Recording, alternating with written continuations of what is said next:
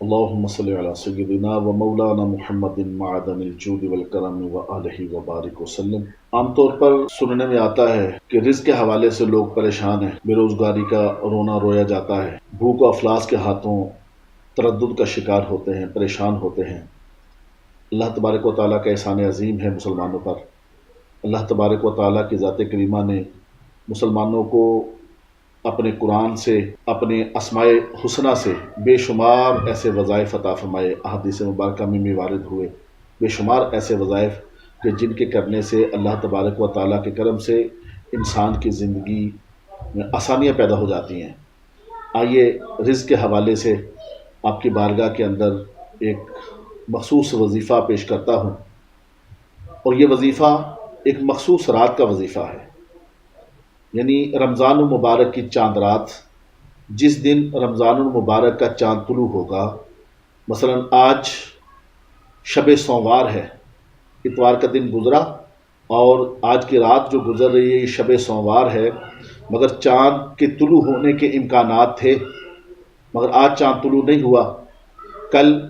دن سوموار کا ہوگا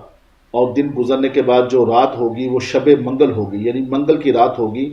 اور کل انشاءاللہ تبارک و تعالی چاند بھی رمضان المبارک کا طلوع ہوگا۔ کل نماز مغرب سے لے کر عشاء تک کے درمیان جو وقت ہے،